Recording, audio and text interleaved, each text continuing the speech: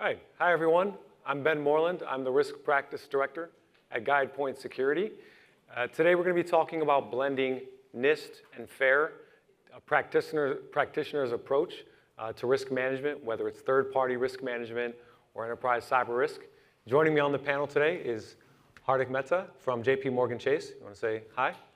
Hello, everyone. Thanks, GuidePoint. Thanks, Ben. Thanks, FAIR. Thanks, Saket and the team. Pleasure to be here. I think we have a very interesting topic at our hands. Right on. Will.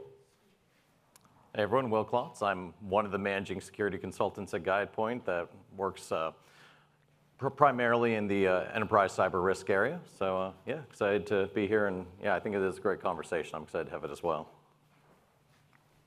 Perfect. Thanks, Ben. Patrick Vern, managing security consultant at GuidePoint Security. I manage our third-party risk advisory group and managed services. So looking forward to the conversation here with these guys, and thanks for having us. Great. All right. So we've all been consultants, even Hardik, who now is running risk at JP Chase.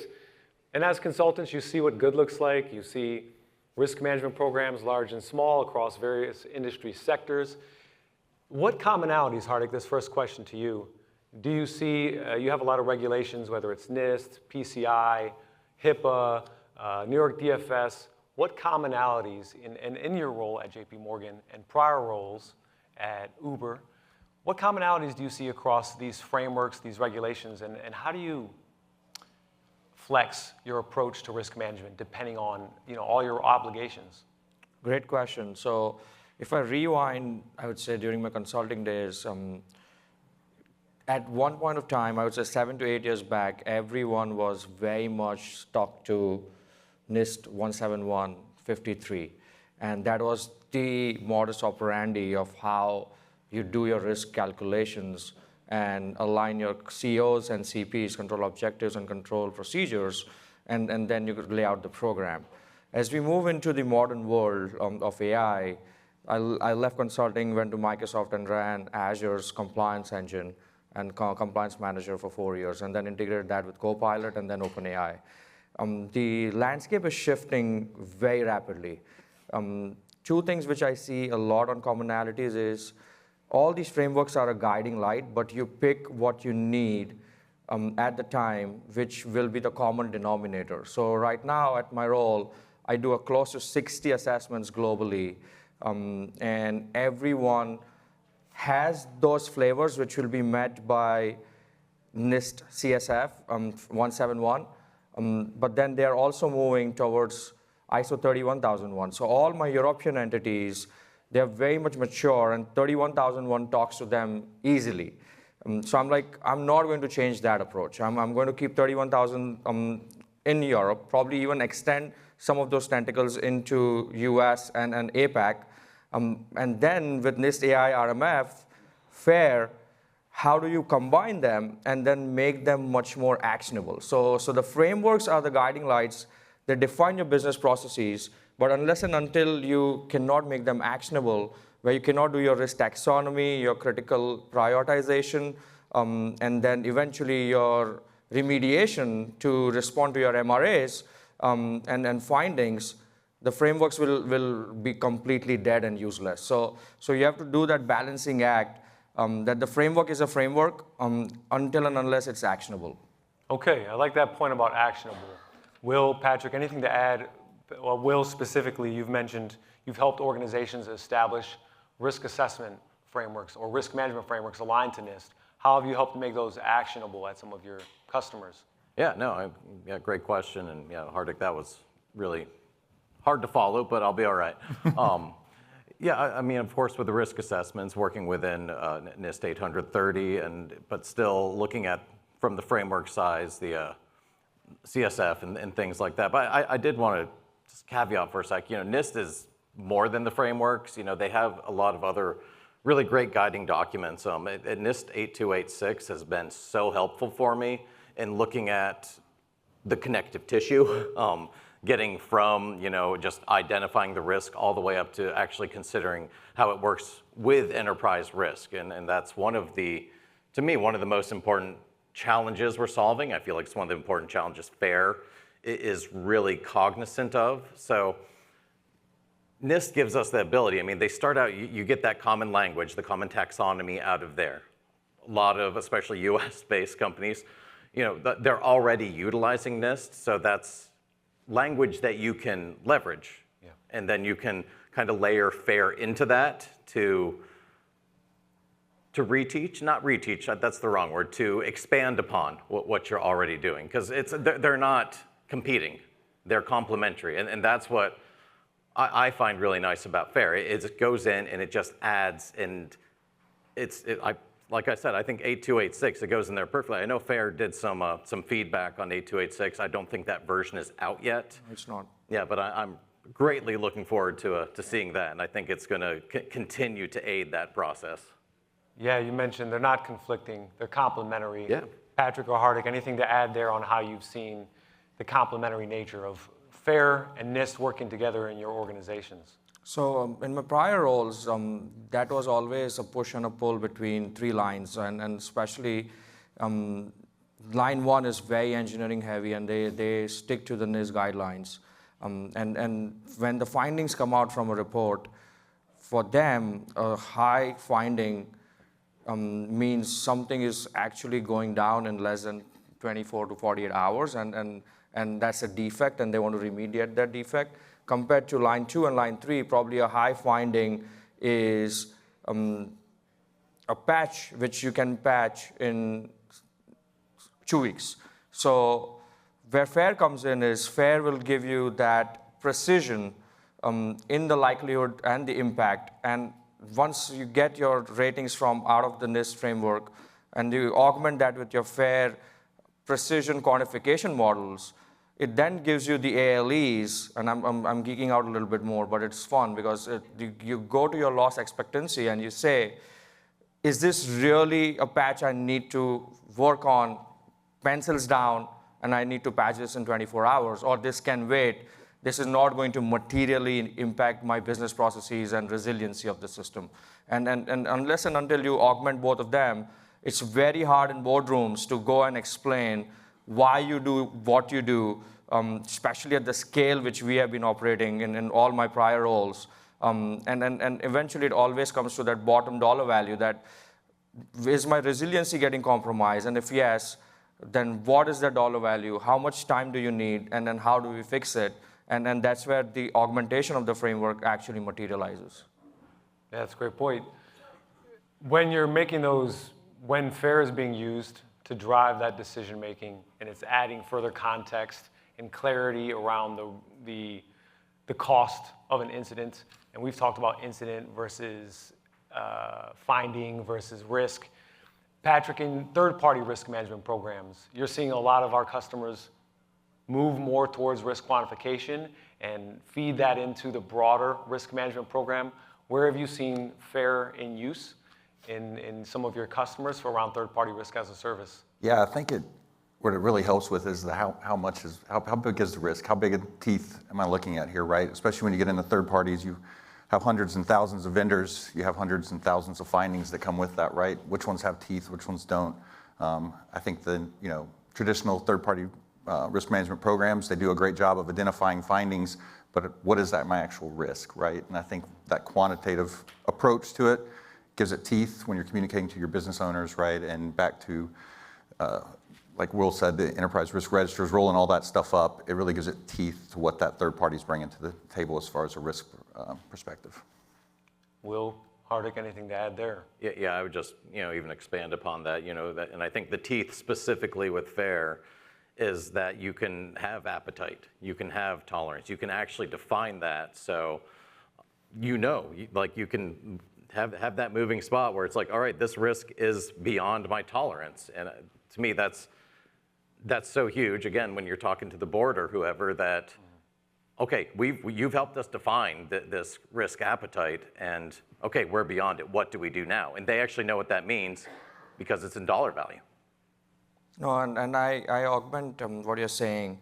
And if people here have not read Pat Opet's letter on third-party risk, which came out in February, March, just a couple of weeks before RSA, it clearly lays out three big pillars or challenges in this new AI world of third-party risk. One is, how do you do continuous compliance and continuous control monitoring?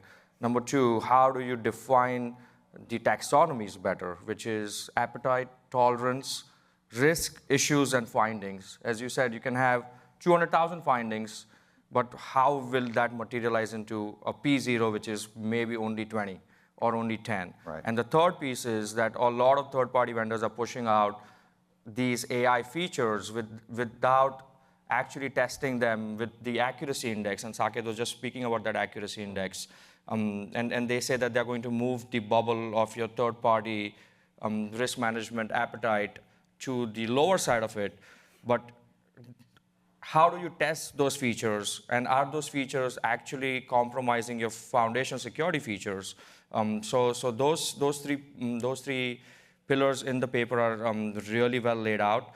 And one thing which I really believe is, no matter it's AI world, 7-8 years back it was the cloud world, if you don't do the foundations correct, you are never going to reap the benefit of any framework or any business process as the output. It is always an outcome-driven, output-driven metric. And the foundation is put your taxonomy correct, integrate your CMDBs well, define your business processes, have the appetite, tolerance, and the ALE discussions very clearly laid out. And probably in some of the organizations have both a qualitative risk measurement system and a quantitative risk measurement system, and either keep both of them alive or slowly transition into one. Because some of them, they ask me, is quantification better? Is qualitative better? You have to pick one eventually, but it's a journey. You just cannot do it overnight. Yeah, it's definitely a spectrum across the customers that we see. A question for Will and Patrick. Hardik mentioned these foundational components of risk management or third-party risk management programs. What are some of the foundational programs that you see or don't see across some of the enterprises we work with? Yeah, the conversation I have most of the time is, where are you? Where are you out foundationally? You know, don't try to layer a tool or anything on top of it unless you know you have all those things connected. And you know, the frameworks like NIST, ISO, they all have the outline, and it kind of goes back to the processes for me. And like I said, it starts out risk culture.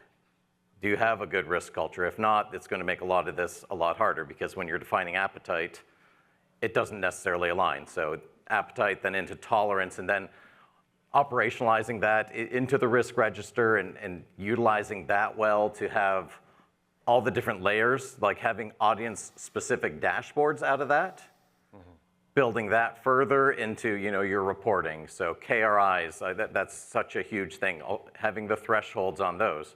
And those come right back around, and they inform, okay, when we're updating tolerance, when we're updating appetite, and you know, having that as a cohesive cycle, that's really hard. It's hard to achieve because for so long these have been disparate processes, but we need to link them together so everything's effective. If you have an appetite, but it's from 3 years ago and no one's looked at it, that needs to be part of your cycle because it's continual. Okay, so there's some components there that you mentioned. Yep. Having the risk culture, documenting your risk appetite or your risk tolerance statements, having KRIs to report. Patrick, what are some of the additional foundational pieces, maybe from a governance or policy, that you see across our TPRM programs? Yeah, we see, I think, a lot of lacking of a program, right? We want to throw a tool at it. We want to check the box for, you know, the HIPAA, the PCIs, with the stuff we mentioned earlier. But it really defining out, like what Will was saying, what is your program? How are you going to build that out? How do you even what are your critical vendors, and how do you categorize those, right? I mean, we see a lot of organizations, what was the contract size? I think that's an antiquated approach, right? And really understanding where your risk is with your third-party risk management programs. So defining that governance out, well, what it means for that third party, you know, what's the criticality to the organization? What does that mean? Identifying who those are. I think going through the process of going from a qualitative to a quantitative model, right, makes you answer those questions that you didn't have to answer before. So. Okay, and Hardik, given your experience at very large organizations like JP Morgan Chase, like Microsoft and working in Azure, where have you seen qualitative and quantitative, because we're talking about a practical approach, right? Where have you seen qualitative and quantitative blend in your organizations around third-party risk management or enterprise cyber risk management? Great question. At really large financial services, it is imperative that you have a qualitative approach overall to define the tolerances. And what do I mean by that? I'll give you a very practical example. When AWS was down last week or week before, the question was, it was not about how much money are we going to lose, in what region. Everyone knew that this is an ASAP critical scenario, and we need to back up and be up and running in a matter of minutes. So at that point of time, the board of directors just understand the criticality of your resiliency mechanisms, and a lot of these financial services are driving towards that fundamental approach, that resiliency in the wake of CrowdStrike, AWS, and something in AI will break pretty soon, is the most important element right now. And at that point of time, quantitative can wait. So what I'm saying is define those categories, that an identity vector attack, a resiliency attack, and a fraud on your payment rails.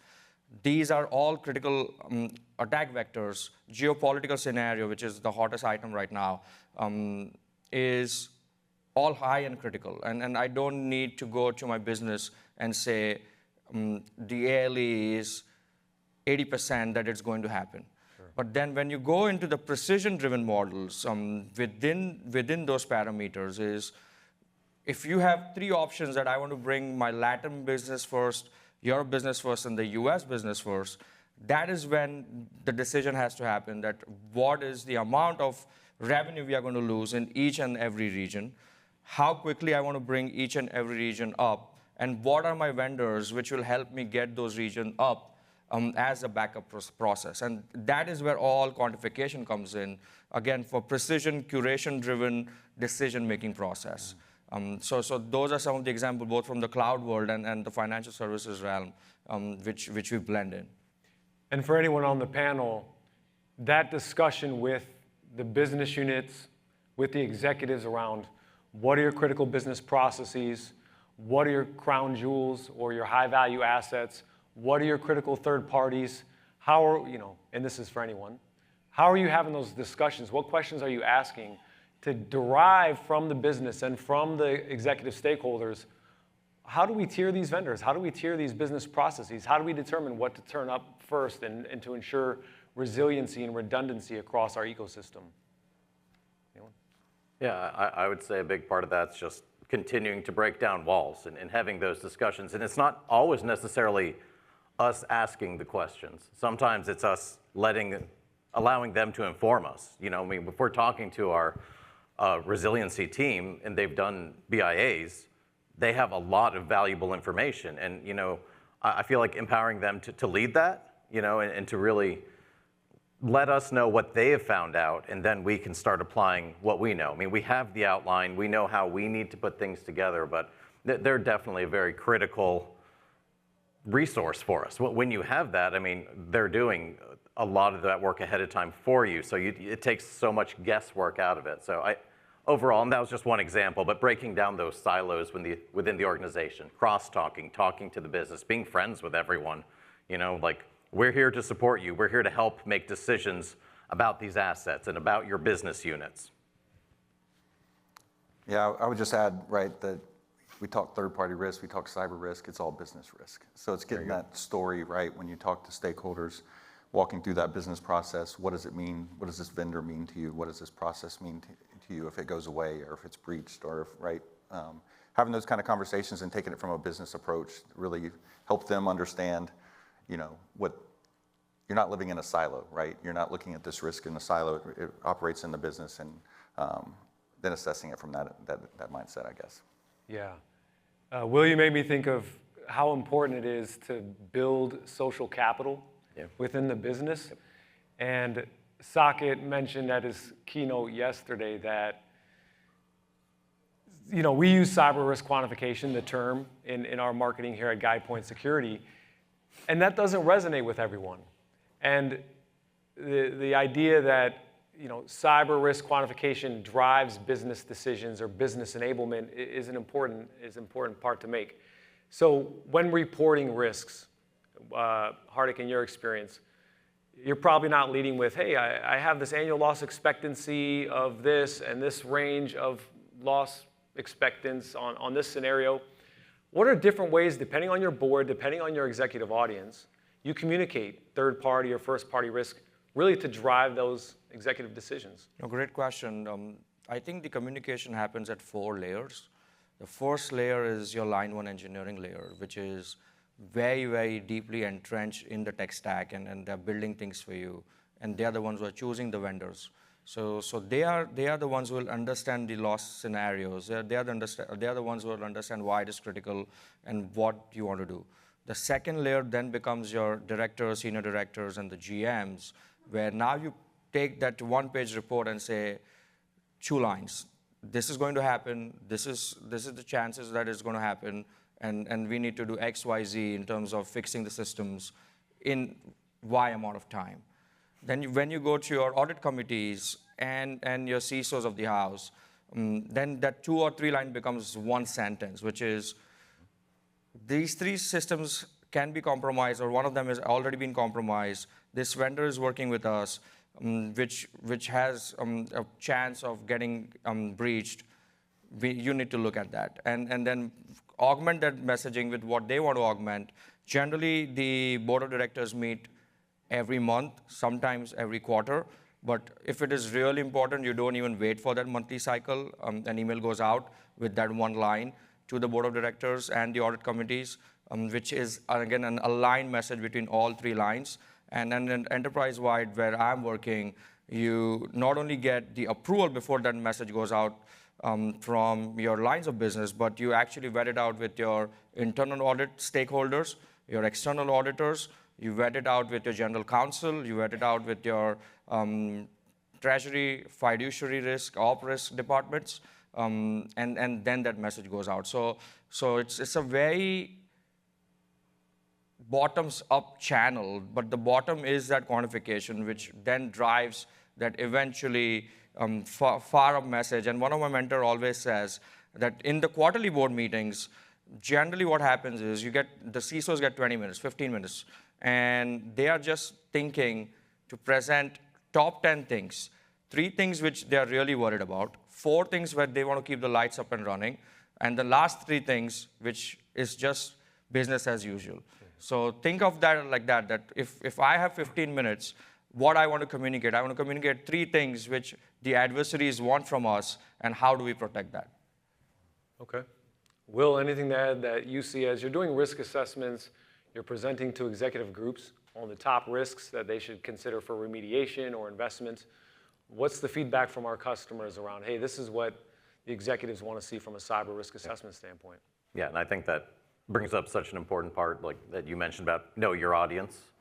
Yeah. And in our case, as a consulting firm, we don't know that C-suite in particular. We don't know that board in particular. So we have to really work with our stakeholders to make sure, okay, what do they normally see? What do they like to see? How can we make sure that we're presenting in the way that they're used to seeing things? So for me, it's having that customization to make sure that there's not one right way to do a board report. You have to do it for those board members in a way that makes it something they can understand and react to appropriately. Okay. And in blending that NIST and FAIR approach, it was also, I'm going to quote Socket again, he said, never trust anything you can't triple click on. And I like that idea. So how is, maybe in third-party risk or enterprise cyber risk for the whole panel, how is having that ability to triple click, to have the FAIR model behind you, to have the data behind you? Sometimes you still need to present red, yellow, green, if that's what a board is used to consuming. But how has that enabled you as consultants, you as a practitioner, to feel confident in what you're presenting to executives and boards? Patrick, Sure. I think just going back to the teeth, right? We deal a lot with TPM practitioners. GRC groups that are really trying to communicate the risk back to their organizations, and they get a lot about, well, what does this mean to me? What is my risk, right? So it really gives us the teeth that when we say, and they may be used to getting red, yellows, greens, right? And maybe, but when they come back and they say, well, you know, what are my top? We have the ammunition, right, to go with us now that says this is what your loss expectancy would be with this risk for this vendor. So it really gives us the teeth to go back and communicate, and obviously, hopefully, implement controls, right, that remediate it down the road. So, yeah, great.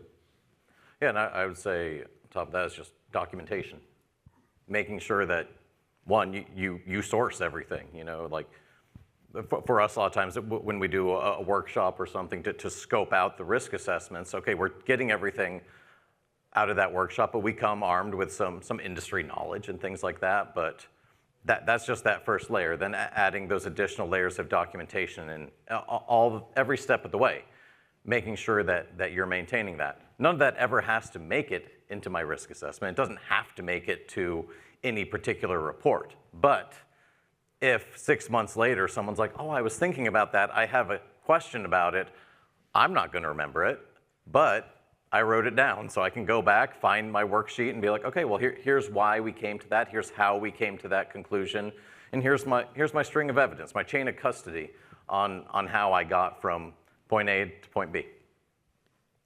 Hardik, anything to add there? No, I like what he said, Will said. Devil is always in the detail. The board of directors and the GMs will not ask right at that point of time, but when the planning happens. So one of the big things which a lot of these large enterprises do is they first take their last year's risk assessment and then augment that with the investments they want to make in next year. And we are right now in our planning cycle. So it's very green for us. We look at where we did our most effective spend, where we want to go next as a journey together in 2026. What is the delta? And that's when those chain of custody, those double clicks and triple clicks matter because they tell you the ROI and they tell you where is the investment going to move the needle, number one. And in number two cases, it also gives you the confidence that 3 months down the lane, if we want to pivot and this does not become a P0 and now it's a P1 for certain reason, we can even showcase that why are we pivoting, and that dollar value which you have in your pocket, you can allocate it somewhere else. Mm-hmm. So it is also a very much CYA kind of tactic, but it gives you the confidence that you have the meat behind it, and if push comes to shove, you can show it out on the justification angle that why did you want that money and where would that remediation take you. I love that idea that it really does empower, and not even as a CY, it empowers the decision-making with actionable, data-driven insights, and it's quantified. I want to give the audience a little bit of time for Q&A, but also 30-second rapid fire. What's summarizing what we talked about, where you've seen the blend of qualitative and quantitative, NIST and FAIR and other frameworks. Anything to add or last thoughts to leave the audience with, starting with Patrick? Sure. It's a journey.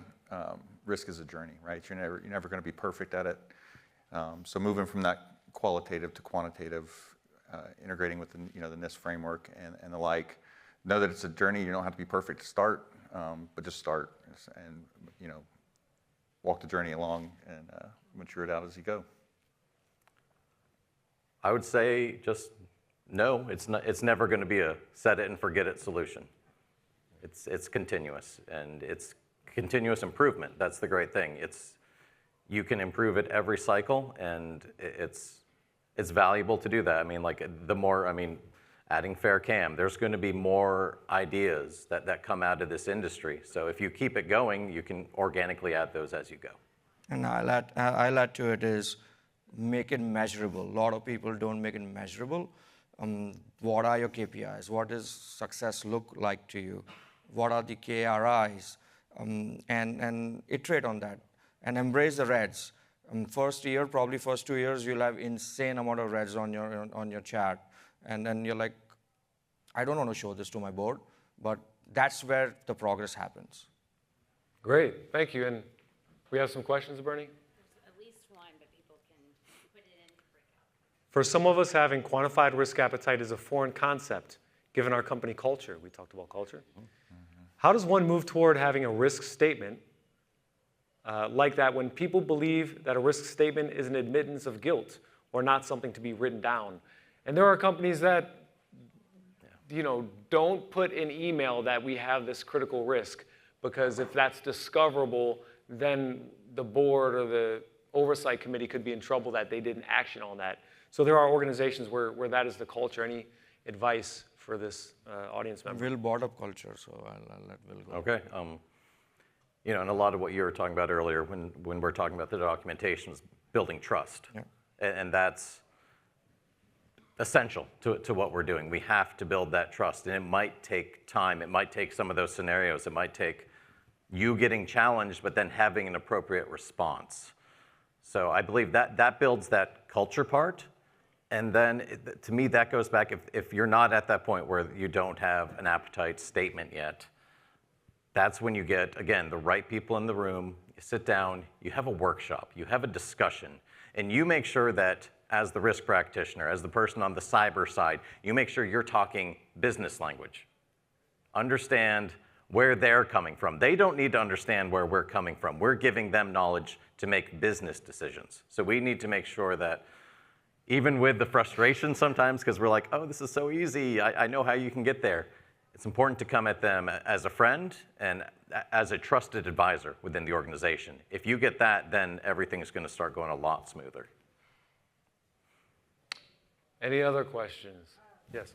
For Hardik, you mentioned a paper in the beginning. What paper was that? I was trying to get it. I don't know the full name, but Pat wrote it. Pat is the CISO at JP Morgan Chase. It's third-party security in the age of AI. It is a very famous paper. So if you chat GPT it or Google it, you'll find the first link. Yes. Yeah, I have a question on third party.